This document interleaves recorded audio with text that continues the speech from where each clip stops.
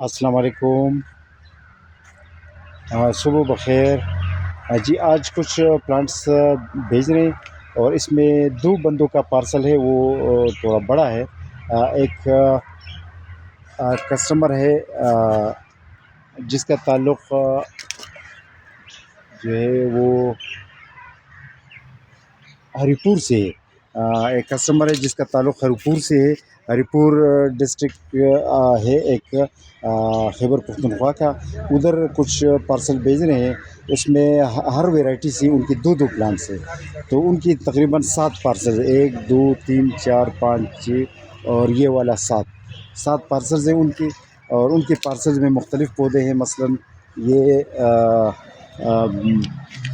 زیتون، مالٹس کمیز green tea, آلو بخارے کی تقریباً 3 ویرائٹیز، کڑی پتہ، ریڈ گوجی بیری، یوریکا لیمن، اور اس میں اس نے ورمی کمپوسٹ کی 4 کے جی ورمی کمپوسٹ۔ یہ ایک آرگینک کمپوسٹ ہوتا ہے، آرگینک کھاد ہوتی ہے جو کیڑوں کی ویسٹ سے بنتی ہے، اور یہ پودوں کے لیے نہایت موزوں ہے۔ تو 4 کلو آرگینک ویسٹ ہم لے کے جا رہے ہیں ان کے لیے، کیونکہ ہم آرگینک فرٹیلیٹی پر ہم یقین رکھتے ہیں، تو اسی وجہ سے ہم ان کے لیے آرگینک چیزیں بھیج رہے ہیں، خاص کر فرٹیلیٹی کے حوالے سے۔ تو اس میں بہت سے ایسے پلانٹس ہیں، کیونکہ اس کو جب میں ایک ایک پودا آپ کو ویرائٹی بتاؤں تو کافی ٹائم لگے گا، لیکن تقریباً 25 سے زیادہ ویرائٹیز ہیں جن کے دو دو پودے ہیں۔ مثلا یہ اخروٹ ہے، قلمی اخروٹ، ان کے 2۔ یہ ساگ پلانٹ ہے، اس کے پتوں کو ایز اے ساگ یوز کیا جا سکتا ہے۔ اچھا، یہ شہتوت، سفید شہتوت کے 2 پلانٹس، ہر ایک کے 2 پلانٹس، املی کے 2 پلانٹس، پپیتا ریڈ لیڈی کے 2 پلانٹس، زنتوکسلم آرمنٹم کے 2 پلانٹس، ہر ایک ویرائٹی کے 2 پلانٹس ہیں، اور 25 سے زیادہ ویرائٹیز ہیں ان کی پارسل میں۔